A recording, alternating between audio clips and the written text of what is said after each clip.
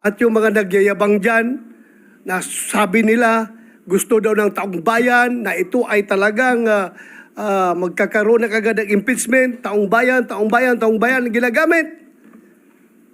I don't know kung sinong taong bayan yung sinasabi nila. According to Senator Cayetano, ito'y labanan ng mga abogado.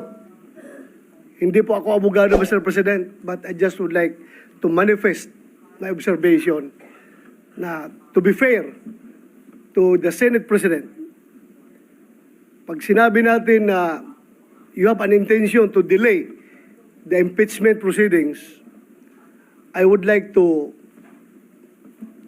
state for the record, Mr. President, na 1 month ago pa, pinagawan muna kami ng robe, Mr. President. Kasi excited na tayo na sumuot ng robe para to form the impeachment court. To be fair with you, Mr. President, you've been preparing for that. And yung schedule natin na naka-schedule sa Wednesday, which is 11, if we give the ruling today, whether ano ba talagang gusto natin, today or Wednesday, I support you, Mr. President, kung anong gusto natin schedule. Sana mapag-usapan natin ngayon. Hindi ako abogado, pero ako ay isang Pilipino na gusto sana na hindi na tayo magkakagulo sa Pilipinas. Hindi tayo magkawatak-watak. At yung mga nagyayabang dyan, na sabi nila, gusto daw ng taong bayan na ito ay talagang magkakaroon na kagad ng impeachment, taong bayan ang ginagamit. I don't know kung sinong taong bayan yung sinasabi nila.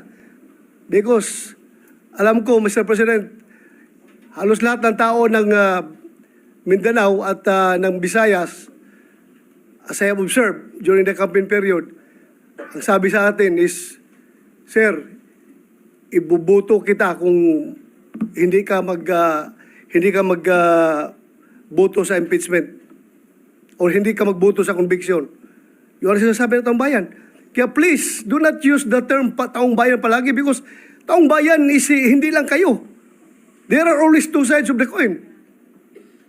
Bakit ba? Wala bang value yung mga taong bayan na nagsasabi na ayaw namin ng impeachment? Gusto nila?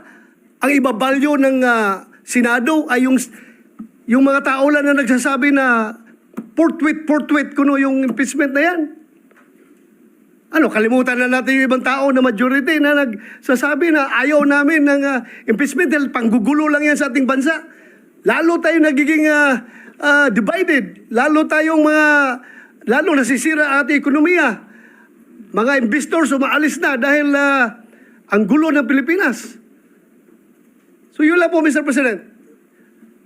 I am 101% supporting you. What's your stand, Mr. President? Thank you, Mr. President.